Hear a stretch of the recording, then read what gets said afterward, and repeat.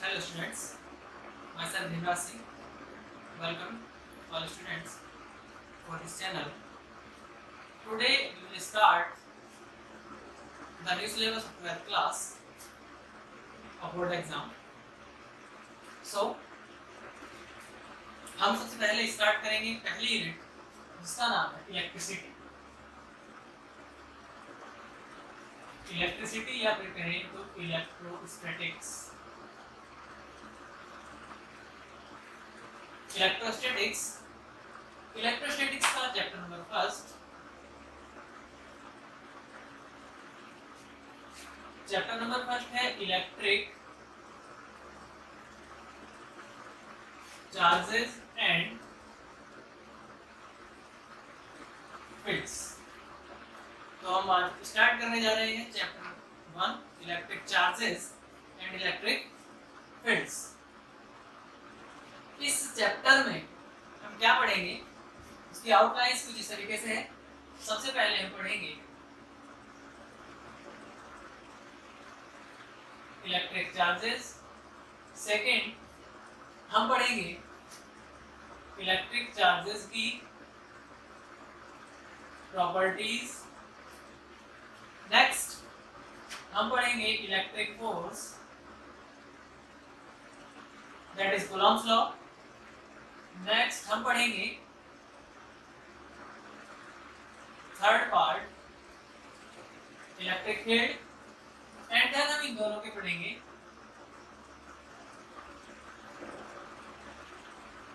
Superposition principle. Then इसके बाद हम पढ़ेंगे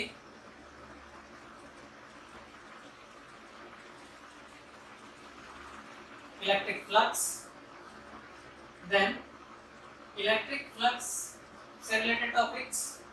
पहला topic Gauss law, then Gauss law की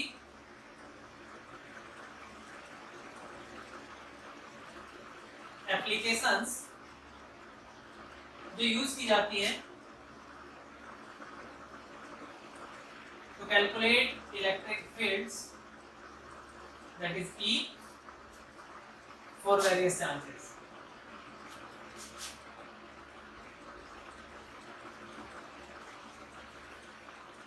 या various charge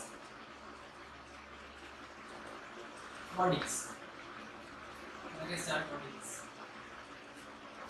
Then हम इलेक्ट्रिक फ्लक्स को पढ़ने के पहले हम इलेक्ट्रिक फील्ड लाइंस भी पढ़ते हैं, एक छोटा सा टॉपिक है। और हम उसके बाद इसका लास्ट टॉपिक पढ़ेंगे कंटिन्यूअस चार्ज डिस्ट्रीब्यूशन। तो ये हमारा फर्स्ट चैप्टर, इसकी आउटलाइन है। हम इस चैप्टर को स्टार्ट करेंगे इलेक्ट्रिक चार्ज से, जो कि बेसिक टॉपिक, और अगर कहें तो 10th क्लास का फर्स्ट टॉपिक है इलेक्ट्रिक चार्ज। तो so we will start this it now. और first topic electric charge, because में इलेक्ट्रिसिटी में एवरी टाइम चार्ज की नेचर, चार्ज की मोशन, सब कुछ यही तरीके का पढ़ना है। तो हम सबसे पहले क्लियर करते हैं इलेक्ट्रिक चार्ज। देखते हैं क्या है इलेक्ट्रिक चार्ज। देखो what is electric charge, first topic. तो क्या है फर्स्ट टॉपिक, क्या है इलेक्ट्रिक चार्ज। अगर इसके हिस्टोरिकल रिव्यू में जाएं तो अब से लगभग 2500 years ago, या 26 बोल सकते हो, 2600 years ago, एक ग्रीक फिलोसोफर थे थैलस। वहां से कहीं से इलेक्ट्रिक चार्ज का कुछ फिनोमेना आया था, इलेक्ट्रिका नाम से कुछ करके। तो वहां से इलेक्ट्रिक चार्ज की इन्वेंशन स्टार्ट हुई थी, बट हिस्टोरिकल रिव्यू नहीं पढ़ना है, हमें साइंटिफिकल रिव्यू पढ़ना है, साइंटिफिकल तरीके से पढ़ना है। तो हम इस सब को, हिस्ट्री को छोड़ करके हम डायरेक्ट आते हैं अपने साइंटिफिकल रिव्यू पर, साइंटिफिकल पॉइंट पर। तो देखते हैं क्या है। देखो व्हाट इज इलेक्ट्रिक चार्ज? पढ़ने का तरीका बहुत सारा है, देखो बुक्स के अंदर भी लिखा है और हम डेली फिनोमेना में भी नोटिस करते हैं कि जैसे हमारे पास कोई भी ऑब्जेक्ट है, मान लिया ये मार्कर है, अगर मैं इस मार्कर को अपने हाथ से या किसी से रब करता जाऊं या अपने सिर से के अपने हेयर से रब कर लूं, उसके बाद छोटे छोटे डस्ट पार्टिकल्स को एब्जॉर्ब करने लगता है। इसका मतलब छोटे छोटे पार्टिकल्स पर फोर्स लगाने को लगता है। ये फिनोमेना कहीं ना कहीं इलेक्ट्रिक चार्ज की फिनोमेना है, इलेक्ट्रिक चार्ज से रिलेटेड फिनोमेना है, या जब हम बालों में कंघा करते हैं तो उस तरीके की कुछ फिनोमेना आती हैं। तो वही सबसे ये स्टार्ट हुआ है, लेकिन हम कुछ पढ़ने का नया तरीका बनाते हैं ना, बिकॉज हमने केमिस्ट्री में 9th 10th क्लास में एटम्स पढ़ लिया है, सो हम एटम की हेल्प से पढ़ने की कोशिश करते हैं और देखते हैं क्या है, उसके बाद में इस पॉइंट्स पर आते हैं। देखते हैं, देखो जो हमारे पास कोई भी एटम है उस एटम का सिंबल क्या लिखते हैं? ZXA। ZXA अगर मैं एक एग्जांपल की हेल्प से लिखूं तो जैसे ही ये हो गया 2He4, this is atomic number या number of protons, this is total number of nucleons या number of protons plus number of neutrons, total मिला के क्या जाता है ये। सो देखते हैं क्या है, इसकी हेल्प से हम कुछ पढ़ने की कोशिश करते हैं। देखो एटम होता क्या है, व्हाट इज एटम? मैं एटम की हेल्प से पढ़ाता हूं, समझाता हूं क्या है। जब हमारे पास एक एटम होता है, उस एटम में क्या होता है? न्यूक्लियस। उस न्यूक्लियस में क्या होता है? ये Z जो प्रोटॉन्स हैं, टोटल प्रोटॉन्स Z, अगर मैं यहाँ लिख दूं तो Z होता है number of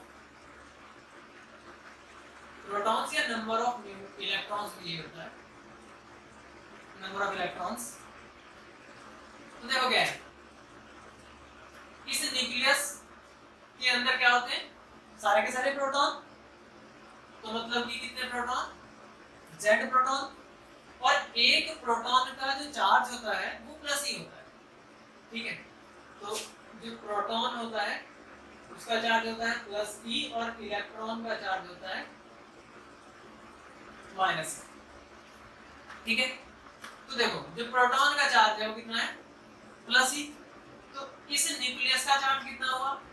Z into plus E, that is plus का Z। अब क्या होता है, जो बाकी इसके इलेक्ट्रॉन्स हैं वो इसके चारों तरफ रिवॉल्व करते हैं, ठीक है। इस रिवॉल्यूशन में कितने इलेक्ट्रॉन्स होते हैं? जितने प्रोटॉन्स उतने ही इलेक्ट्रॉन्स। तो इन सारे के सारे इलेक्ट्रॉन्स का चार्ज कितना हो जाता है?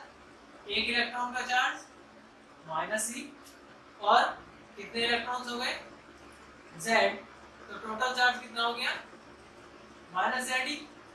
अगर मैं एटम का टोटल चार्ज लिखता हूं तो कितना हो जाता है? प्लस का ZE और माइनस का ZE, दैट इज 0। अब यहां से हम स्टार्ट करते हैं थोड़ा क्या है। देखो हमारे पास कोई भी एटम इनिशियली कैसे रहता है? 0 चार्ज, मतलब न्यूट्रल, कुछ नहीं होता उसके पास ना। तो और इसीलिए वो क्या करता है, कोई भी एटम सेपरेटली या इंडिविजुअली एक दूसरे एटम को ना तो अट्रैक्ट करता है और ना ही रिपेल करता है। मतलब हमारी जो नेचर में बॉडीज पड़ी हुई हैं, सारी की सारी हमारी बुक्स है, बोर्ड है, मार्कर है, ये सारे के सारे क्या है, एक दूसरे को ना तो अट्रैक्ट करते हैं ना ही रिपेल करते हैं, ना कोई फोर्स लगाते हैं। तो इसका मतलब ये सब इलेक्ट्रिकली न्यूट्रल है, यहाँ तो चार्ज की कोई फिनोमेना नहीं है अभी तक। लेकिन अगर मैं इसकी हेल्प से कुछ समझाने की कोशिश करूं तो देखो क्या है, हमारे पास मान लिया 2 एटम, ठीक है। क्या है हमारे पास? 2 atom,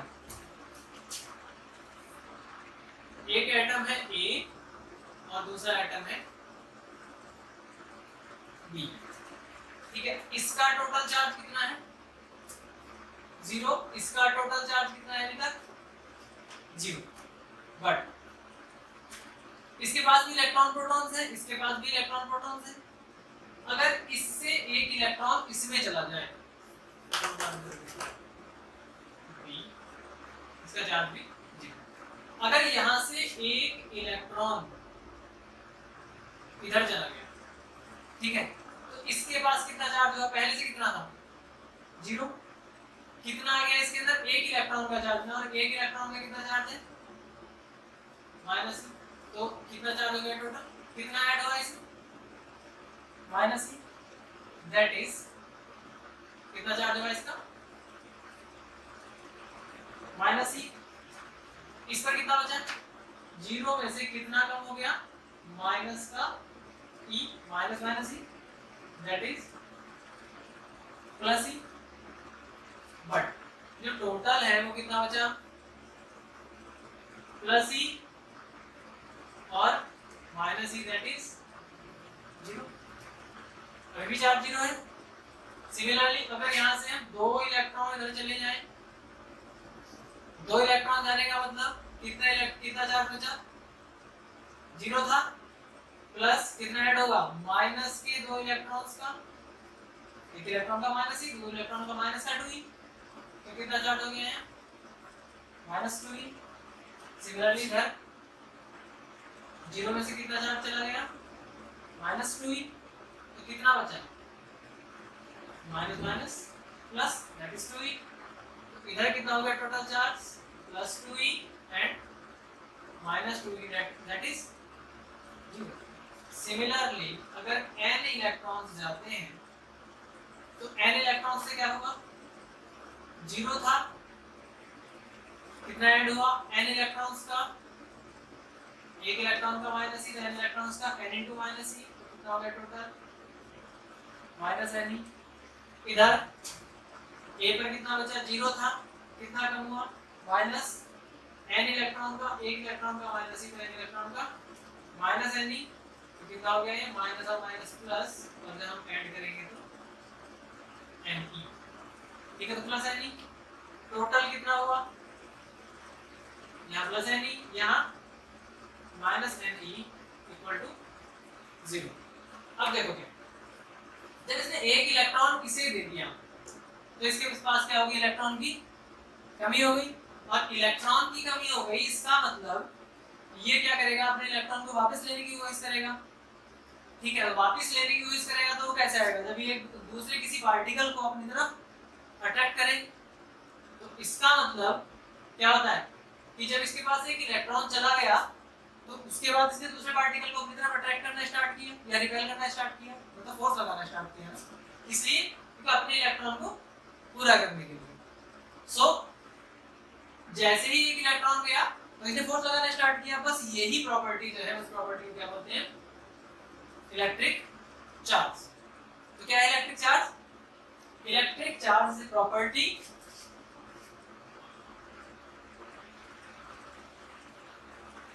is a property developed on a particle due to which it can exert an electric force on other particle। तो क्या है इलेक्ट्रिक चार्ज, एक ऐसी प्रॉपर्टी है किसी पार्टिकल पर डेवलप होने वाली जिसकी वजह से दूसरे पार्टिकल्स पर क्या लगाता है, इलेक्ट्रिक फोर्स, ठीक है। एक इलेक्ट्रॉन के जाने से अपने इलेक्ट्रॉन को पूरा करेगा, उसकी वजह से क्या करता है, फोर्स एक्सर्ट करता है। इस प्रॉपर्टी को क्या बोलते हैं, इलेक्ट्रिक चार्ज। अब देखो इलेक्ट्रिक चार्ज दो तरीके के होते हैं, यहाँ देखो नेगेटिव साइन है, यहाँ पॉजिटिव साइन है, ठीक। तो सिमिलरली दो तरीके के चार्जेस भी हैं, ये यही से डिफाइन हो जाता है। जो पहला होता है वो पॉजिटिव चार्ज और दूसरा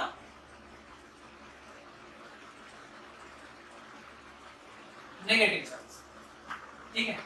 क्या होता है, पॉजिटिव चार्ज है, नेगेटिव चार्ज। अब देखो क्यों है पॉजिटिव और नेगेटिव चार्ज। जिस एटम से, न्यूट्रल एटम से, न्यूट्रल मतलब जीरो चार्ज वाले एटम से अगर इलेक्ट्रॉन चला जाता है, इलेक्ट्रॉन रिमूव कर देता है या इलेक्ट्रॉन डोनेट कर सकता है, कह सकते हो यहाँ से इलेक्ट्रॉन डोनेट हो, तो जो एटम इलेक्ट्रॉन डोनेट करता है तो उस पर क्या प्रोड्यूस होता है, पॉजिटिव चार्ज। तो due to donation of electron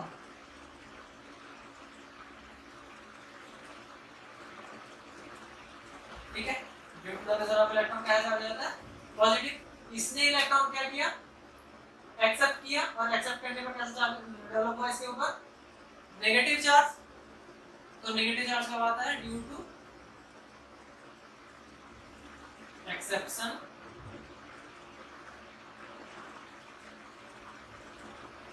of electron. मतलब अगर कोई पार्टिकल इलेक्ट्रॉन को डोनेट करेगा तो पॉजिटिवली चार्ज हो जाएगा और इलेक्ट्रॉन को एक्सेप्ट करेगा तो नेगेटिवली चार्ज हो जाएगा।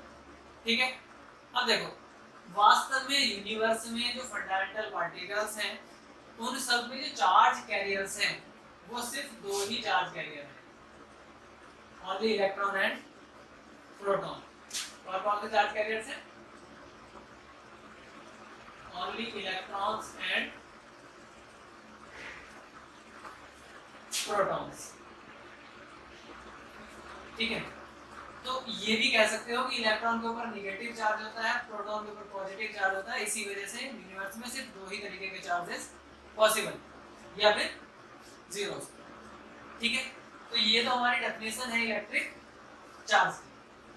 अच्छी समझ में आई होगी। इसके बाद हम इसकी पढ़ते हैं इलेक्ट्रिक चार्ज की properties. What are the properties of electric charge, इसी से सबको समझ में आ सकता है इन तीन लाइन से। देखो क्या है प्रॉपर्टीज ऑफ इलेक्ट्रिक चार्ज, मैं इसको नोट करता हूं।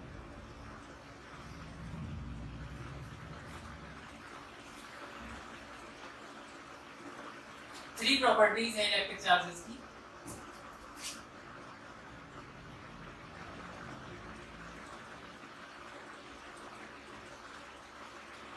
नंबर फर्स्ट, जो इलेक्ट्रिक चार्ज है उसकी एडिटिव नेचर होती है।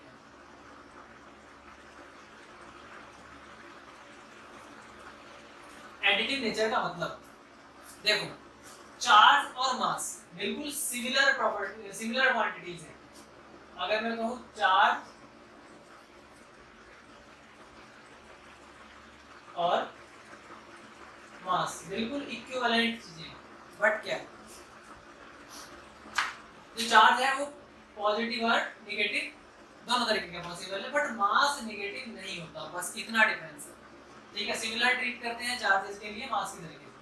ठीक, जैसे मासेस फोर्स लगाते हैं ग्रेविटेशनल, सिमिलरली चार्जेस फोर्स लगाते हैं इलेक्ट्रिकल। ठीक है, कोई अलग डिफरेंस नहीं है, बस पॉजिटिव नेगेटिव की वजह से थोड़ा डिफरेंस आता है, उसको ध्यान में रखोगे तो बिल्कुल सिमिलर है। ठीक, देखो क्या होता है अगर हमारे पास एक बॉक्स है, उस बॉक्स के अंदर बहुत सारी बॉल्स भरी हैं अलग अलग मासेस की, और मैं निकालता हूँ टोटल मास कितना होगा बॉक्स का। तो कैसे निकालेंगे, सारे की सारी बॉल्स का मास ऐड कर देंगे। सिमिलर है अगर हमारे पास कोई सिस्टम है Q1 Q2, ये Q3 चार्ज है नेगेटिव, ये Q4 चार्ज है पॉजिटिव नेगेटिव और Q5 चार्ज है पॉजिटिव, और मुझे इसका टोटल चार्ज निकालना है। तो हम क्या करेंगे, सम करेंगे सबको। सम करने का तरीका Q से चार्ज को नोट करते हैं, कोई नया नोटेशन नहीं है, सम करने का तरीका हम सारे चार्जेस को ऐड अप करेंगे। ऐड करने के लिए पहले हम लिखेंगे Q1 प्लस लगाएंगे Q2, फिर थर्ड चार्ज को भी ऐड करना है। थर्ड चार्ज कितना है Q3 बट विद नेगेटिव। उसके बाद हम Q4 को भी ऐड करेंगे बट वो भी कैसा है नेगेटिव, प्लस उसके बाद हम Q5 को भी ऐड करेंगे पॉजिटिव, तो पॉजिटिव ही लेंगे। तो क्या होगा Q1 plus Q2 minus Q3 minus Q4 plus Q5, ये क्या होगा सिस्टम का टोटल चार्ज। तो क्या है देखो इस तरीके का जो सम है जिसमें हम साइन को लेके चलते हैं साथ प्लस और माइनस, उसको बोलते हैं अलजेब्रिक सम। ठीक है, तो इसका मतलब क्या है कि हमने कौन सा सम किया है algebraic some.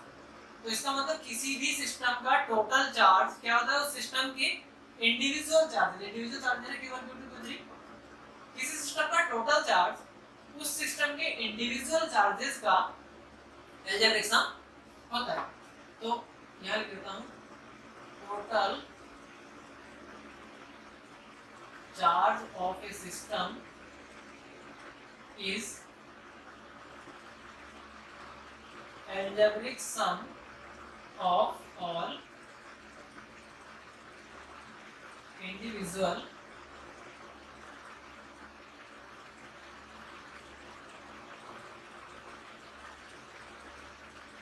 Charges in the system. मतलब कि सिस्टम में जितने भी चार्जेस हैं उन सबका इंडिविजुअल चार्जेस का अलजेब्रिक सम करते तो हमें क्या मिल जाता है, टोटल चार्ज। मतलब चार्ज की एडिटिव नेचर की होती है, चार्ज को ऐड किया जा सकता है और सब्ट्रैक्ट भी किया जा सकता है। ठीक है, ये फर्स्ट प्रॉपर्टी है इलेक्ट्रिक चार्ज की। अब सेकंड प्रॉपर्टी यहां से मिलाना, सेकंड प्रॉपर्टी है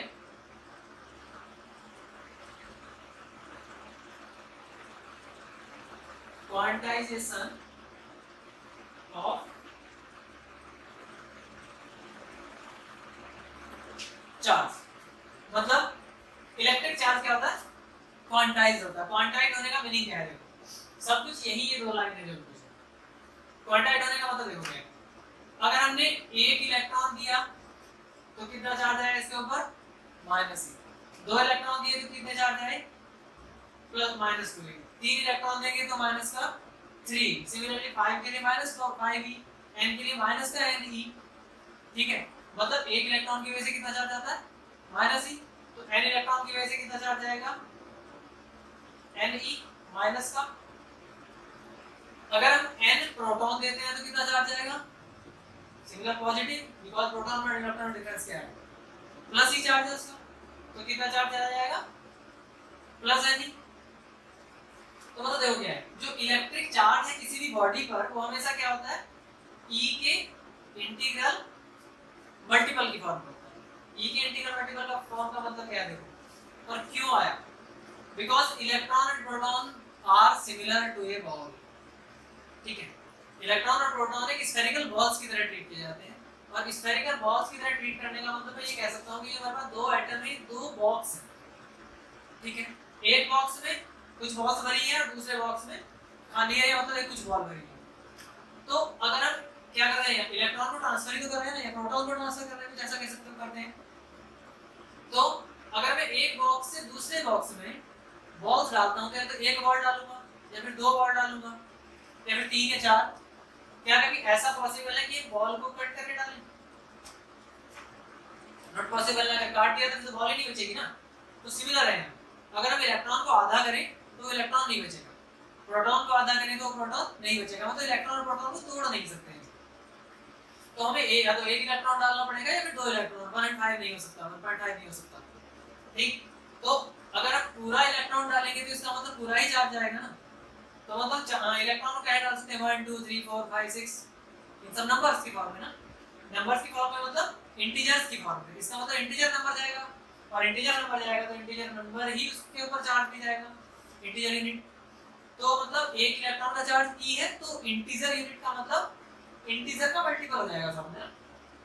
तो किसी भी जो चार्ज पार्टिकल्स का चार्ज है उसका चार्ज कितना होता है, या तो प्लस ne या माइनस ne। मतलब e के इंटीग्रल मल्टीपल की फॉर्म में। e के इंटीग्रल मल्टीपल की फॉर्म में का मतलब वही है, इलेक्ट्रॉन प्रोटॉन से कुछ नहीं, इलेक्ट्रॉन की नेचर की वजह से या प्रोटॉन की नेचर की वजह से। मतलब आधा इलेक्ट्रॉन हम कहीं ट्रांसफर नहीं कर सकते अगर वन लाइन में हम बोल रहे हैं।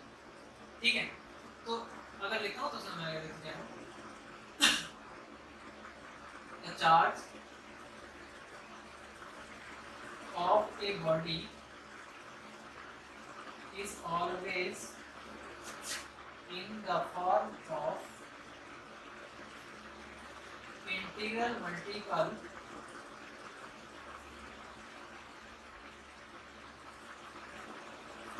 of e। मतलब किसी बॉडी का जो चार्ज है वो e के इंटीग्रल मल्टीपल की फॉर्म में ही पॉसिबल है, इसके अलावा पॉसिबल नहीं है। ठीक है, बिकॉज हम कहीं भी हाफ इलेक्ट्रॉन ट्रांसफर नहीं कर सकते हैं, पूरा इलेक्ट्रॉन ही ट्रांसफर करना पड़ता है। और पूरा इलेक्ट्रॉन ट्रांसफर होने की वजह से वो इंटीजर ही बन जाता है, मतलब 1 2 3 4 की फॉर्म में बन जाता है। सो ध्यान रखना।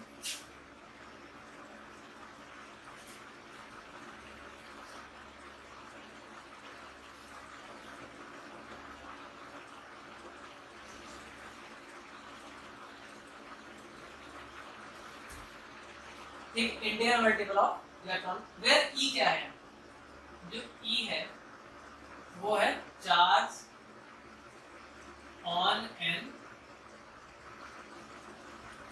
इलेक्ट्रॉन, इलेक्ट्रॉनिक यूनिट भी बोलते हैं। ठीक है, इलेक्ट्रॉन पर कितना चार्ज होता है उसको क्या बोलते हैं ई, और इसकी वैल्यू होती है 1.6 into 10 to the power minus का 19, और चार्ज की यूनिट होती है कूलम। चार्ज अगस्टिन में कूलम के नाम पर है। तो कितना चार्ज, कितनी वैल्यू आती है इसकी 1.6 into 10 to the power minus का 19 कूलम। ठीक है, तो इसका मतलब चार्ज इसकी इंटीजर मल्टीपल की फॉर्म में ही पॉसिबल है। दो प्रॉपर्टीज, पहली चार्ज को ऐड किया जा सकता है, एडिटिव नेचर होती है, टोटल चार्ज निकालने के लिए अलग अलग चार्जेस का अलजेब्रिक समझ लेते हैं। दूसरा, चार्ज हमेशा इंटीग्रल मल्टीपल ऑफ ई के फॉर्म में ही पॉसिबल है। थर्ड प्रॉपर्टी वेरी इंपॉर्टेंट है, conservation of charge. Electric charge conserve होता है। देखो इसमें दो लाइन बोलता हूं, बड़े ध्यान से सुनना है। देखो क्या, electric charge is always conserve.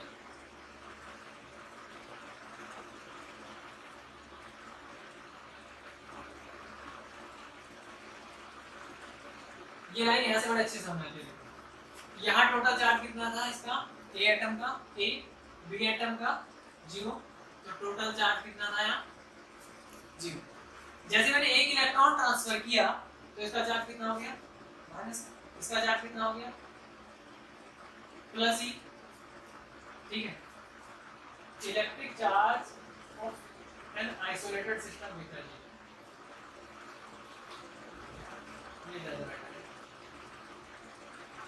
Isolated system, isolated system मतलब एक fix system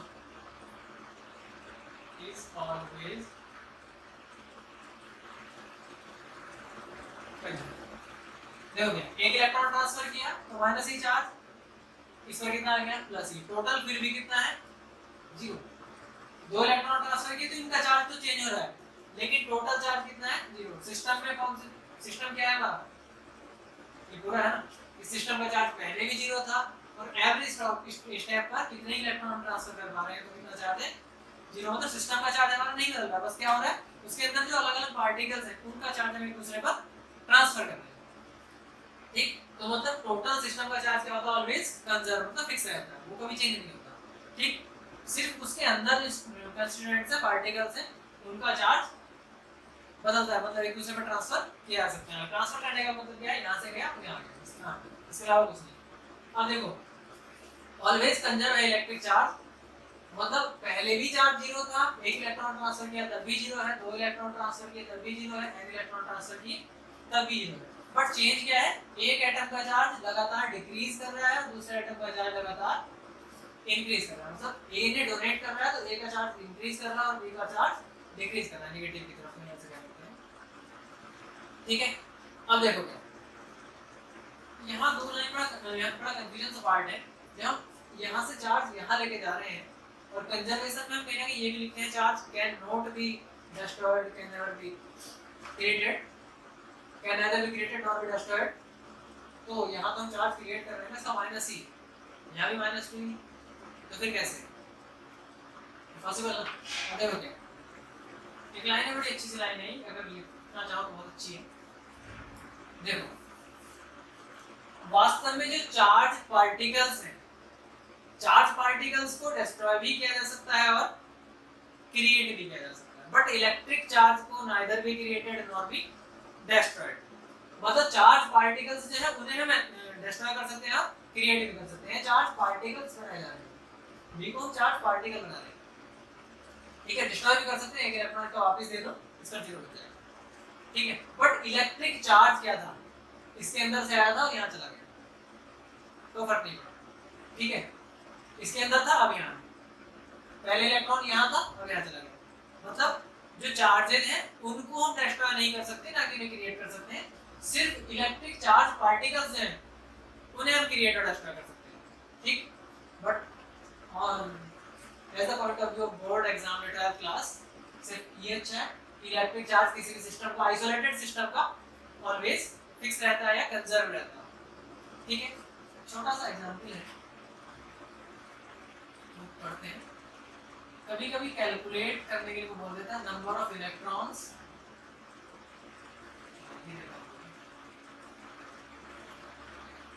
in 1 coulomb charge. 1 coulomb charge में कितने इलेक्ट्रॉन्स होते हैं? देखो हमारे पास एक फॉर्मूला बड़ा इंपॉर्टेंट फॉर्मूला है, ये बहुत जगह यूज होता है, Q equal to Ne, number of electrons और नंबर ऑफ प्रोटॉन्स कुछ भी हो सकता है। अगर प्लस का 1 कूलम है तो प्रोटॉन्स होंगे और माइनस का 1 कूलम है तो इलेक्ट्रॉन्स होंगे, बट मैं जनरल ले रहा हूं। Q equal to 1 coulomb total charge दिया है, इसमें कितने इलेक्ट्रॉन्स होंगे तो मतलब हमें क्या निकालना है, नंबर ऑफ इलेक्ट्रॉन्स, कितने इलेक्ट्रॉन ट्रांसफर करने होंगे। ठीक है, तो Q इक्वल टू क्या फॉर्मूला होता है Ne, तो N की वैल्यू कितनी हो गई Q अपॉन E, और Q की वैल्यू कितनी है 1 कूलम, और E कितना होता है 1.6 into 10 to the power minus 19 coulomb. जब इसको ऊपर लेके जाएंगे तो 1 अपॉन 1.6 और 10 to the power 19, और सिंप्लीफाई करूं तो 1 0 और 1 0 इधर से जाए तो यहाँ जो n की वैल्यू आएगी वो आई थिंक 6.25, और ये 6.25 10 to the power 18 इलेक्ट्रॉन्स। मतलब 1 कूलम चार्ज को बनाने के लिए हमें कितने इलेक्ट्रॉन्स की रिक्वायरमेंट होगी 6.25 into 10 to the power 18, what a huge amount of electron, the number of electron to create 1 coulomb charge। मतलब 1 कूलम चार्ज बहुत बड़ा चार्ज है, इसका मतलब इसीलिए हम क्या करते हैं चार्जेस को, इसे बताने का मतलब से कितना है कि हम चार्ज को ट्रीट करते हैं वो ट्रीट करते हैं माइक्रो कूलम में, where 1 micro coulomb is equal to 10 to the power minus 6 coulomb, या मिली coulomb where 1 milli coulomb is equal to 10 to the power minus 3 micro। Okay, तो आज हमने पढ़ा इलेक्ट्रिक चार्जेस की प्रॉपर्टीज एंड इलेक्ट्रिक चार्जेस का nature, positive and negative. ठीक, atom की help से अब मैं छोटा सा पार्ट को बता देता हूँ जो सब पढ़ते हैं, ये जो सब पढ़ते हैं बुक्स में सब में लिखा होता है। देखो क्या कहाँ से इसकी डेवलपमेंट हुआ था, इलेक्ट्रिक चार्ज कहाँ से पता चला था, वो कुछ पार्ट ऐसा है। कोई एक मटेरियल होता है एम्बर, और अगर उसे को हम वूल के साथ मतलब ऊन के साथ रब करते हैं तो एम्बर की रॉड छोटे छोटे डस्ट पार्टिकल्स को अट्रैक्ट करने लग जाती है, इसका मतलब वो चार्ज हो जाती है। ठीक है, सिमिलर है अगर हम एक ले ग्लास रॉड और उस ग्लास रॉड को हम रब करें सिल्क मटेरियल से, सिल्क मटेरियल मतलब सिल्क के कपड़े से, सिल्क क्लॉथ मान लेते हैं, सिल्क क्लॉथ से रब करें तो जो ग्लास रॉड के इलेक्ट्रॉन्स है वो सिल्क के अंदर चले जाते हैं, और ग्लास रॉड कैसे जाती है फिर डोनेट कर देती है इलेक्ट्रॉन्स को, तो पॉजिटिवली चार्ज, और ये फिर पॉजिटिव चार्ज क्या करता है अट्रैक्ट करने लगता है छोटे छोटे डस्ट पार्टिकल्स, डस्ट पार्टिकल्स के इलेक्ट्रॉन्स को। तो इस तरीके से जो रब करने से इलेक्ट्रिसिटी डेवलप होती है, इलेक्ट्रिक चार्ज डेवलप होता है, तो इसको बोलते हैं फ्रिक्शनल चार्ज। ठीक है, ये तो हो जाता है फ्रिक्शनल चार्ज, मतलब एम्बर को रब किया वूल से तो इसके ऊपर इलेक्ट्रिक चार्ज आ गया, ग्लास रॉड को किया सिल्क से तो इसके अंदर पॉजिटिव चार्ज आ गया, यहाँ से इलेक्ट्रॉन चले गए या एम्बर से इलेक्ट्रॉन चले गए, तो मतलब एक दूसरे से रब करने से मतलब फ्रिक्शन की वजह से, मैंने क्लास में पढ़ा है, तो उस फ्रिक्शन की वजह से, घर्षण की वजह से हमारे पास ये क्या है इलेक्ट्रिक चार्ज है। ठीक, नेक्स्ट दूसरा पार्ट होता है इंडक्शन, जो इंडक्शन का पार्ट में पढ़ाऊंगा फ्लक्स। ठीक है, फ्लक्स ज्यादा अच्छे से समझ सकता है यहाँ नहीं। So this is a part of electric charge. Now stop this video. अगर कुछ भी समझ में नहीं आया हो या कोई टॉपिक के कहीं कंफ्यूजन हो तो प्लीज कमेंट बॉक्स में बताइएगा, we will try to solve that problem. Okay, thank you.